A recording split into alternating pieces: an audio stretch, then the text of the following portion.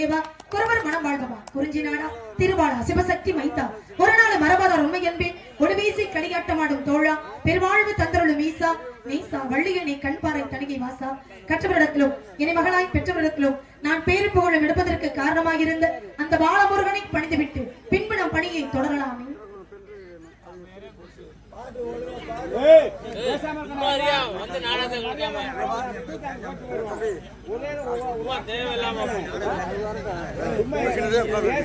காலம் போல் இந்த மோர் சங்கு வாசிக்கும் தம்பி ஆல்ரவுண்ட்காரர் கண்ணன் அவர்களுக்கு சிங்கம்னாரி தமிழ் செல்வம் 100 ரூபாய் அன்பளிப்பு அளிக்கிறார். அன்பளிப்பு கொடுத்து பெருமை சேர்த்த அருமையினார் சிங்கம்னாரியை சேர்ந்த தமிழ் செல்வன் அண்ணா அவர்களுக்கு எங்களுடைய இசைக்கலைஞர்கள் சார்பாக நன்றி நன்றி என்ற வணக்கம்.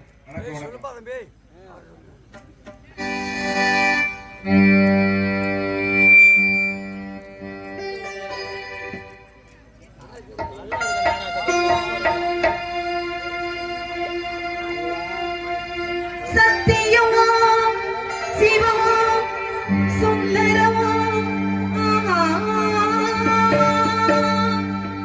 சரவணன் திருப்புகழ் மந்திரம்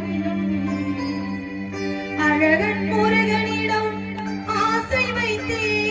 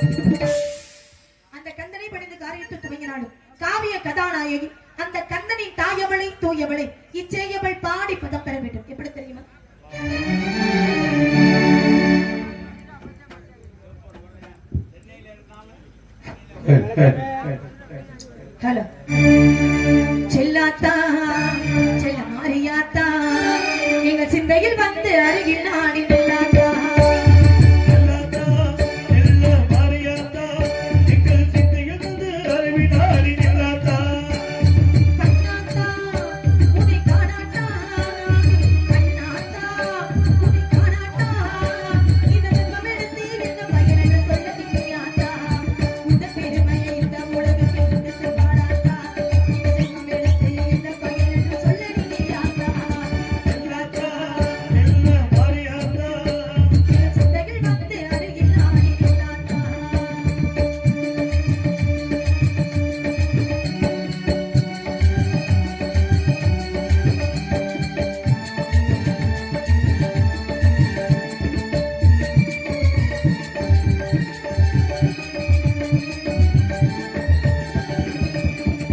தென்னை மரத்தோப்பினிலே தேங்காய பறிச்சுக்கிட்டு கமல கோப்பினிலே தேங்காய பறிச்சுக்கிட்டு தேடி வந்த முந்தனையே செல்லாத்தா நாங்கள் தேடி வந்த முந்தனையே செல்லாத்தா நீ இளநீரை எடுத்துக்கிட்டு எங்க போற கேட்டுக்கிட்டு இளநீரை எடுத்துக்கிட்டு எங்க ஊரை தீர்த்துக்கிட்டு களமான வாழ்வு கொடு மாரியாத்தா நல்ல வழிதனையை காட்டிவிடு மாரியாத்தா உன்னை பெருமை இந்த உலகத்தில் எடுத்து பாடாட்டா இந்த ஜென்மம் எடுத்து என்ன பயனென்று சொல்ல நீயாத்தா எல்லாத்தா எல்ல மாரியாத்தா சிந்தையிலிருந்து அறிவினாடி நில்லாத்தா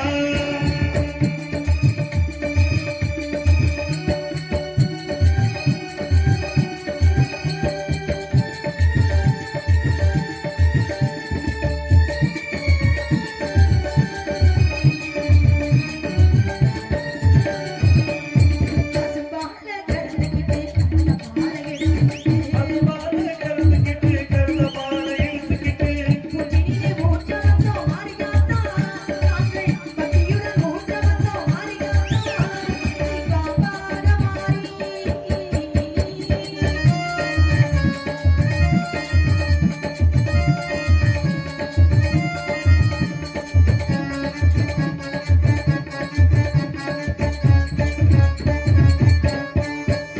நீ காப்பார மாறியதை பாம்பாக குடித்துவிட்டு தானாக ஆடி ஆடி மாரியாத்தா நல்ல வழிதனையை காட்டிவிடு மாரியாத்தா உன்னை பெருமை இந்த உலகில் எடுத்து பாராட்டா இந்த ஜென்மம் எடுத்து என்ன பயனென்று சொல்ல நீயாத்தா எல்லாத்தா எல்ல மாரியாத்தா சிந்தையில் வந்து அருகில் நாடி நில்லாதா கண்ணாத்தா உன்னை காணாட்டா கண்ணாத்தா காணதா இந்த ஜென்மம் எடுத்து என்ன பயனென்று சொல்ல நீயாத்தா ஆதிசக்தி மாதா கருமாரி மாதா ஆதிசக்தி மாதா கருமாரி மாதா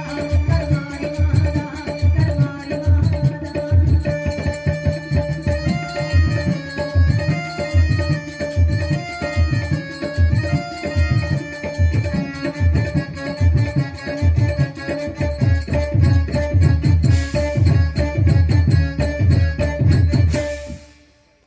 குறிஞ்சி முல்லை மருதம் நெய்தல் பாலை என்ற 5 வகையான நிலங்களிலே எனதிடம் குறிஞ்சி நிலம். இந்த குறிஞ்சி நிலத்தை ஆண்டு வந்து கொண்டிருக்கிற நம்பி தலைவன் என்னுடைய தந்தை. தாயின் பேர் நங்கை மோகினி. இடதந்தைக்கு 7 ஆண் குழந்தைகள் இருந்த போதிலும் ஒரு பெண் குழந்தையில சின்னதா மனசுக்குள்ள ஒரு ஏக்கம். ஆமா, ஏதாவது நம்ம வீட்லயும் கிடையாது, பொதுவா எல்லார் வீட்லயுமே அந்த ஏக்கம் இருக்கும். எல்லா குடும்பத்திலும் இருக்கு. ஆமா, ஏன்னா ஒரு வீட்டுல வரிசையா பொம்பளை பிள்ளையாவே பிறந்துகிட்டே இருந்தா ஒரு ஆண் குழந்தை இருந்தா நல்லா இருக்குமே. இந்த வீட்டு ஆளணும் ஆஸ்திக்காக ஒரு ஆம்பளை பிள்ளை நல்லா இருக்குமாப்பா அப்படின்னு தோணும். அதுவே ஆம்பளை பிள்ளையாவே பிறந்துகிட்டு இருந்தா ஒரு பெண் குழந்தை இருந்தா நல்லா இருக்குமே. ஆசைக்காக அழகுக்காக ஒரு பொம்பளை பிள்ளை இருந்தா நல்லா இருக்கும் எதிர்பார்ப்பு இருக்கு. அப்படின்னு தோணும். ஏன்னா இது உலக இயல்பான விஷயம். அது மாதிரிதான் பிறந்தது 7 ஆண் குழந்தைகளா பிறந்த காரணத்தினால ஒரு பெண் குழந்தைகளை நீ ஏற்கப்பட்ட எங்க அப்பா முருகப்பெருமானை வணங்க முருகப்பெருமானுடைய அருளால பள்ளி கொடிகளுக்கு இடையில் கடந்து எடுத்து வளர்த்து இதனால் வரைக்கும் எந்த குறையும் இல்லாம எங்க அப்பா என்னைய வளர்த்துக்கிட்டு வர்றாரு. எந்த குறையும் இல்லாம வளர்த்த எங்க அப்பாவுக்கு நான் ஏதாவது ஒரு குறை வைக்கலாமானே? வைக்க கூடாது இல்ல. இந்த பூலோகத்துல எத்தனையோ குழந்தைகள் தாய் தந்தை இருந்தும் கூட அனாதையா இருக்கிறாங்க. அப்படி இருக்கிற பட்சத்துல அனாதையாக இருந்த என்னை எடுத்து வளர்த்து இந்த அளவுக்கு பெரியனாக்கி இருக்காங்கன்னா அவங்களுக்கு எந்த குறையுமே வைக்க கூடாது. எந்த குறையும் வைக்க கூடாது அப்படிங்கிற எண்ணத்தினால்தான் இன்னைக்கு மிகப்பெரிய பொறுப்பு அப்பா கிட்ட ஒப்படைச்சிருக்காரு. நல்ல வேலைக்கு என் காதுல வேற மாதிரி கேட்டுச்சு. பொறுப்பு. காவலுக்கு போகணும் அப்படிங்கிற பொறுப்பு அப்பா என்கிட்ட ஒப்படைச்சிருக்காரு. நான் மட்டும் தான் காவலுக்கு போறேன்னா என் கூட சேர்ந்து வேற யார் வர்றாங்களா அப்படிங்கறதெல்லாம் தெரியல. அது ஆட்களை சந்திச்சா தான் யார் யாரையும் கூட வராங்க வரல அப்படிங்கிற விஷயத்த நான் தெரிஞ்சுக்க முடியும். அதுக்கு முன்னாடி காவலுக்கு போகணும். காவலுக்கு எல்லாம் போறதுக்கு முன்னாடி தெய்வத்தை வணங்கிட்டு போகணும். ஏன்னா தெய்வத்துடைய வழிபாடு இல்லாம எந்த ஒரு காரியமுமே நடக்காது இல்லையா? ஏன்னா ஒரு தெய்வத்துக்கே ஒரு காரியத்தை ஆரம்பிக்கிறதுக்கு முன்னாடி தெய்வத்துடைய வழிபாடு ரொம்ப முக்கியம். தெய்வத்துக்கே தெய்வமா? தெய்வத்துக்கே தெய்வத்துடைய வழிபாடு ரொம்ப முக்கியம். பார்க்கடலை கடைறாங்களே, பார்க்கடலை கடைஞ்சாங்க. பார்க்கடலை எதற்காக கடைஞ்சாங்க அப்படின்னா அமிர்தத்தை எடுக்கணும் அப்படிங்கிறதுக்காக பார்க்கடலை கடைறாங்க. தேவர்களும் அசுரர்களும் சேர்ந்து மந்திரகிரி மலையை மத்தாகவும் வாசுகி என்று சொல்லக்கூடிய பாம்பை கயிறாகவும் சந்திரனை தூணா நிறுத்தி பார்க்கடலை கடைகிறாங்க. பார்க்கடலை கடையும் பொழுது முதல்ல அதுல இருந்து என்ன வந்தது? விஷமாகப்பட்டது வெளிப்படுது. அப்பதான் எல்லாரும் பாக்குறாங்க, என்னடா அது அமிர்தத்தை எடுக்கணுங்கிறதுக்காக பார்க்கடலை கடைஞ்சோமே, ஆனா அதுல இருந்து விஷமாகப்பட்டது வெளிப்படுதே அப்படின்னு எல்லாரும் பாக்குறாங்க. இப்ப பொதுவா நம்ம ஊடகத்துல இருக்கோம்ல, நம்ம ஒரு விஷயத்தை ஆரம்பிக்க போறோம், ஒரு நல்ல காரியத்தை நம்ம தொடங்க போறோம்னு வச்சுக்கோங்களேன், முதல்ல நம்ம யார வணங்கிட்டு நம்ம ஒரு நல்ல காரியத்தை தொடங்க. சரியா சொல்லுங்க. ஆமா, இது கூட தெரியாம வந்து உட்கார்ந்திருக்கோம். ஏன் ஏன் ஐயா சரி ஐயா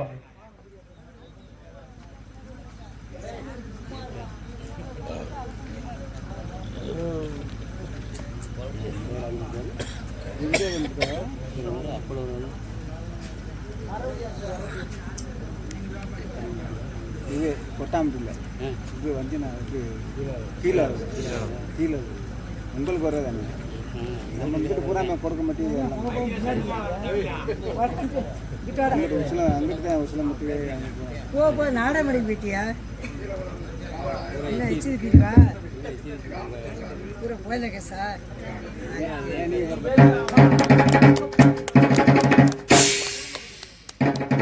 நன்றி.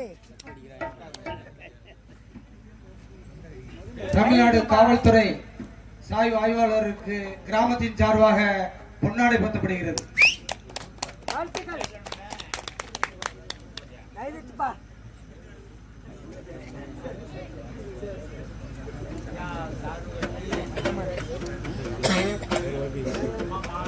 நல்லா இருக்கியா? அந்த பண்ண இருக்குமா? இப்ப சொல்லுங்க, முதல்ல யார வணங்கிட்டு நம்ம ஒரு நல்ல காரியத்தை தொடங்குவோம். அப்படி கேளுங்க, நல்லா தெரியல இருங்க. ஆமா, முதல்ல யார வணங்கிட்டு நம்ம வந்து ஆரம்பிக்கணும்னா மதுரை வீரனை வணங்கிட்டு தான் நம்ம அப்படி இல்லப்பா. மதுரை வீரனை மதுரை இல்லன்னா அப்புறம் வேற யாரும் மதுரை வீரன் சொன்னா எல்லாரும் சிரிக்கிறாங்க. எதுக்கு சிரிக்கிறாங்க? எதுக்கு நீ சிரிக்கிறீங்க?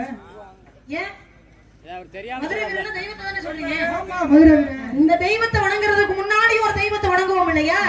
அதுதான் மணி என்ன சொன்ன மாதிரி விநாயக பெருமான் ஆதி முதற் கடவுள். அவரை வணங்கிட்டு தானே நம்ம எல்லாரும் எந்த ஒரு காரியம் இருந்தாலும் தொடங்குவோம். ஆனா தேவர்கள் எல்லாம் கூடியிருந்த இடத்துல என்ன பண்ணிட்டாங்க? விநாயக பெருமானை வணங்காமணி படைப்பு தொழில அதாவது பார்க்கடலை கடையை தொடங்கிட்டாங்க. அதனாலதான் முதல்ல அதுல இருந்து விஷமாகப்பட்டது வெளிவந்துடும். அதுக்கப்புறம் விநாயக பெருமானை வணங்கிட்டு பார்க்கடலை கடைய ஆரம்பிச்சாங்க. அதுல இருந்து அமிர்தமாகப்பட்டது வந்தது. அதுக்கப்புறம் அதுல இருந்து 108 பொருட்கள் வெளிவந்தது. பாருங்க, தெய்வங்கள் எல்லாம் கூடியிருந்த இடத்துல ஒற்றை தெய்வத்தை வணங்காத காரணத்தினால நஞ்சாகப்பட்டது வெளிவந்தது. அப்படி இருக்கும்போது நம்மளா சாதாரண மனிதர்களா பிறந்தவங்களா இந்த தெய்வத்துடைய துணை இல்லாமல் இருக்க முடியுமா? முடியாது. தெய்வத்தை நம்ம யாராவது நேர்ல பாத்துருக்கோமா? யாராவது சொல்ல முடியுமா? தெய்வத்தை வந்து நான் நேர்ல பாத்திருக்கேன் சொல்ல முடியுமா? தெய்வத்தை யாராவது நேர்ல பாத்திருக்கீங்களா? யாருமே பார்த்ததில்லை. ஆனா மனிதர் உருவத்துல தெய்வத்தை பார்க்கலாம்ல, மனிதருடைய உருவத்துல. இப்ப நம்ம ஒரு ஆபத்தான நிலையில இருக்கும் பொழுது ஒருத்தவங்க வந்து நம்மளை காப்பாத்திட்டாங்க அப்படின்னு நம்மளால என்ன சொல்றோம்? இந்த வார்த்தை தெய்வ மாதிரி வந்து என்னை காப்பாத்திட்டீங்க அப்படின்னு நம்ம சொல்லுவோம் இல்லையா? அப்ப மனிதர் உருவத்துல தெய்வத்தை பார்க்கலாம். இப்ப ஒருத்தவங்களை பார்க்கணும் அப்படிங்கிற எண்ணத்தோட போய்கிட்டு இருக்கோம். நம்ம யார பார்க்கணுங்கிற எண்ணத்தோட போய்கிட்டு இருக்கோமோ அவங்களே நமக்கு எதிரில் வந்துருவாங்க. அப்ப நம்ம என்ன சொல்லுவோம்? கும்பிட போன தெய்வம் குறுக்க வந்த மாதிரி உங்களை தான் பார்க்கணும்னு நினைச்சுக்கிட்டே வந்து நீங்களே வந்துட்டீங்களே அப்படின்னு நம்ம சொல்லுவோம். அப்ப மனிதர் உருவத்துல வேணா தெய்வத்தை பார்க்கலாமா? ஆனா தெய்வத்தையே நேரடியா பார்க்க முடியுமா அப்படின்னா சித்தர்களால மட்டும்தான் இறைவனை நேரடியா பார்க்க முடியும் அப்படிங்கிறது சித்தர்களுடைய வரலாறு சொல்லுது. அப்படி இருக்கும் பொழுது சித்தர்களால இறைவனை நம்மளால பார்க்க முடியும், பக்தர்களாகிய நம்மளால இறைவனை பார்க்க முடியல. அப்ப சித்தர்களுக்கு பக்தர்களுக்கு என்ன வித்தியாசம்? அதானே தெளிவா சொல்றேன், கேட்டுங்க. சித்தர்கள்னா சித்தர்கள், பக்தர்கள்னா பக்தர்கள். சோழி முடிஞ்சு போச்சு, சம்பளம் ஆகி போச்சு. நீ சித்தர்கள் எல்லாரும் சித்தர்கள், பக்தர்கள் எல்லாரும் பக்தர்கள். இதாம்மா வித்தியாசம். தெரியாம கேட்டுக்கிட்டேன். ஏங்க, இங்க இருங்க, இல்லைங்க. நான் கேட்டது சித்தர்களுக்கும் என் பக்தர்களுக்கு என்ன வித்தியாசம்னு கேட்டேன். சித்தர்கள் எல்லாரும் சித்தர்கள் தான், பக்தர்கள் எல்லாரும் பக்தர்கள் தான். அதுல எந்த மாற்றமுமே கிடையாது. ரெண்டு பேருக்கு இருக்கிற வித்தியாசம் என்னன்னு கேட்டேன். ஏங்க, இதுக்கு மேலாம் படிச்சுட்டுலாம் வந்து இங்க உட்கார முடியாதுங்க. ஆமா, பெரிய படிப்புள்ள சித்தர்கள் எல்லாம் சித்தர்கள்ன்றதுக்கும் பக்தர்கள் எல்லாம் பக்தர்கள்னு சொல்றதுக்கும் வெளியம்மா. அப்புறம் இல்லையா? இறைவனை கண்டு தெளிந்தவர்கள் சித்தர்கள், இறைவனை காண துடிப்பவர்கள் பக்தர்கள். சரியா இல்லையம்மா? இல்ல தவறா? பரவாயில்ல, உண்மையிலே கை தட்டலாமே. ஆமா, இவர் எந்த பள்ளிக்கூடத்துல படிச்சாரு? ஏன் இப்படி எல்லாரும் அமைதியாவே உட்கார்ந்திருக்கீங்க? கை தட்டி வாடா. என்னாச்சு? இல்லையம்மா, ஆ, ரெண்டு பேரும் ஒரே வாத்தியார்ட்ட தான் படிச்சோம். ஆ. இது எனக்கு அவர் சொல்லி கொடுக்க மாட்டார். அப்பா, சொல்லி நீங்க கொடுத்துருப்பாரு. ரெண்டு பேரும் சொன்னது அவங்களுக்கு புரியல பத்தியா? நீங்க சொல்லிதான் கை தட்டுற. இப்ப நான் சொல்ற பாருங்க, தப்பு அடிப்பாங்க பாருங்க. சரக்கு அடிக்கிறவரெல்லாம் பக்தர்கள், கஞ்சா அடிக்கிறவரெல்லாம் சித்தர்கள். ஏ ஆமா, உண்மையில இதுக்கு கை தட்டுறா. நல்ல விஷயத்த சொன்னதுக்கு ஒருத்தர் கை தட்டுற. இப்படி ஒரு விஷயத்த சொன்னதுக்கு எல்லாரும் கை தட்டுற.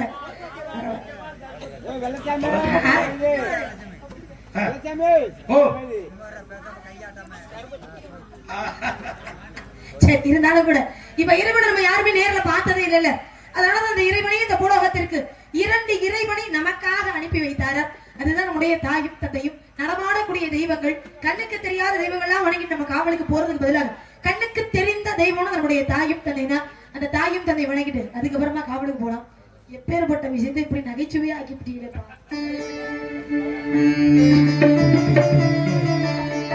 தாயில் சிறந்த கோவிலும் இல்லை, தந்தை கொள்வித்த மந்திரமில்லை, ஆயிரம் உறவில் பெருமைகள் இல்லை,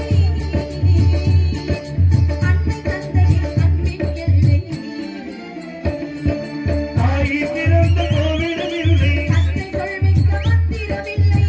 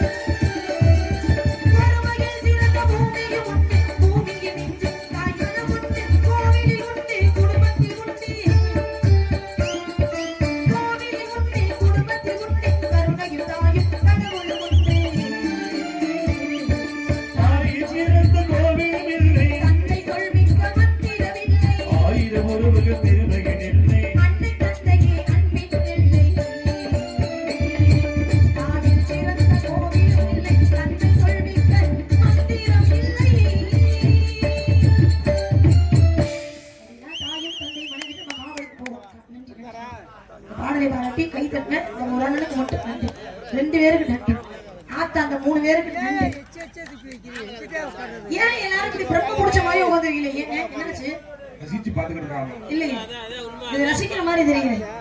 ஏன்னா இதுக்கு முன்னால பப்பன் டான்ஸ் 2 பேரும் ஆடும் போது பாடும் போதெல்லாம் நல்லா கலகலப்பா இருந்த நீங்க நான் வெளியில வந்தவனே அப்படியே அமைதியாட்டியலே. ஏன் ஏன் ஏத்தா என்ன பெண்களுக்கு ஊர் கட்டுப்பாடு ஏதாவது? யார ரசிக்க கூடாது, கை தட்ட கூடாதுன்னு நல்ல பாருங்க ரசிக்கிறாங்க. நீங்க ரசிக்கிறீங்களா இல்லையாங்கிறத நான் எப்படி தெரிஞ்சுக்க முடியும்? அப்படி இல்லனே நான் மேடையில இருந்து பாடுறேன், நடிக்கிறேன், பேசுறேன். இதெல்லாம் நீங்க வந்து சுலபமா கண்டுபிடிச்சிருவீங்க. நீங்க சொல்லிக்கிறேன், அப்புறம் நீங்க கேட்குறீங்க. இத வந்து நீங்க சுலபமா கண்டுபிடிச்சிருவீங்க. இவங்க நல்லா பாடுறாங்க, இவங்க நல்லா பேசுறாங்க, இவங்க நல்லா நடிக்கிறாங்க அப்படிங்கறத நீங்க கண்டுபிடிச்சிருவீங்க இல்லையா? கீழ இருந்து பாக்குற நீங்க. ஆனா கீழ இருந்து ரசிக்கிற நீங்க ரசிக்கிறீங்களா இல்லையா அப்படிங்கறத நாங்க எப்படி தெரிஞ்சுக்க முடியும்? கை தட்டினா மட்டும்தான் நாங்க தெரிஞ்சுக்க முடியும். ரசிக்கிறாங்கப்பா, பாட்டை ரசிக்கிறாங்க. நான் ஒரு 2 பாட்டு சேர்த்து பாடலாமே, நன்றிங்க, 2 பாட்டு சேர்த்து பாடுவோமே அப்படிங்கிற என்ன வரும்? அதை விட்டு வந்ததுல இருந்து இப்படி அமைதியா எதிரிய பாக்குற மாதிரியே பாத்துக்கிட்டு உட்காந்துருந்தீங்க, என்ன அர்த்தம்?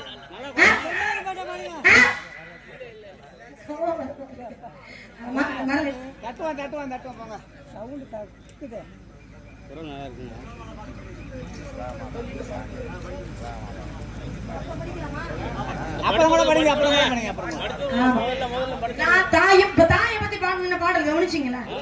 பாடல் கவனிச்சிங்களா? அப்படி சொல்லுங்க. சிங்கம் சிங்கம் அமைதியா இருக்கணும். சிங்கம் கேட்கும் போது மட்டும்தான் பதில் சொல்லணும், சரிங்களா? அமைதியா இருக்கணும். பாடலுடைய முதல் வரியே தாயில் சிறந்ததொரு கோவிலும் இல்லை அப்படின்னு இருக்காங்க. இப்ப தாயில் சிறந்த கோவிலும் இல்லை அப்படின்னா என்ன அர்த்தம்? தாய் தான் ஒரு கோவில், அவங்கள வணங்குங்க அப்படின்னு சொல்றதா அர்த்தம். தாய் வந்து ஒரு கோவில்னு சொல்றாங்கல்ல. இப்ப எனக்கு ஒரு சின்ன சந்தேகத்தை இங்க இருக்கிற யாராவது ஒருத்தவங்க சொல்லுங்க. இப்ப கோவில்னு ஒண்ணு இருந்தா உள்ள தெய்வம்னு ஒண்ணு இருக்கணும் இல்லையா? இப்ப நம்ம ஊர்ல கோவில் இருக்குல்ல, கோவில் தெய்வம் என்ன தெய்வம்? சாமி உலகமாதா. உலகமாதா அப்படின்னு ஆத்தா ஒருத்தி உள்ள குடியிருக்கிறாள் இல்லையா? அப்ப தாய வந்து கோவிலுக்கு ஒப்பிட்டு சொன்னா உள்ள இருக்கிற தெய்வம் யாரு? நான் கேக்குறது கோயிலுக்குள்ள இருக்கிறத சொல்லலாமே. தாயில் சிறந்ததொரு கோவிலும் இல்லைன்னாங்கல்ல, தாய வந்து கோவிலுக்கு ஒப்பிட்டு சொல்லிருக்காங்கல்ல. அப்ப தாய் வந்து கோவில் அப்படின்னா உள்ள இருக்கிற தெய்வம் யாருன்னு கேக்குறேன். சிங்கா சிங்கா சிங்கா கேக்குறத தவிர்த்து மத்த என்ன?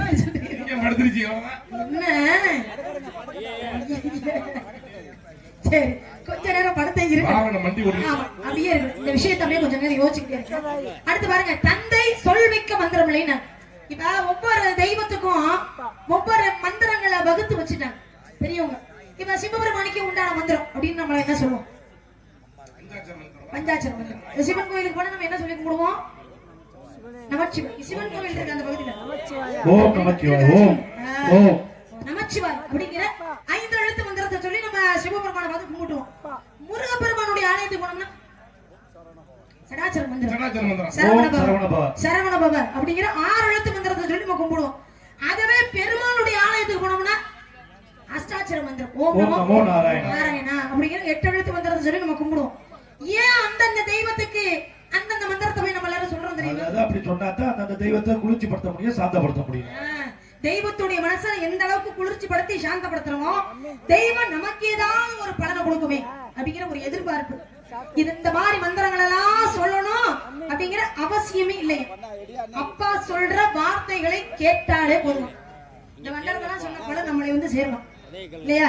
ஆனா இப்பெல்லாம் யாரு அப்பா பேச்ச கேட்டு நடக்கிறது சொல்லுவாங்க? யாராவது அப்பா பேச்ச கேக்குறாங்களா? யாரு இப்பெல்லாம் அப்பா பேச்செல்லாம் கேட்கறதே கிடையாது. இந்த அம்புட்டு தருதலைகளா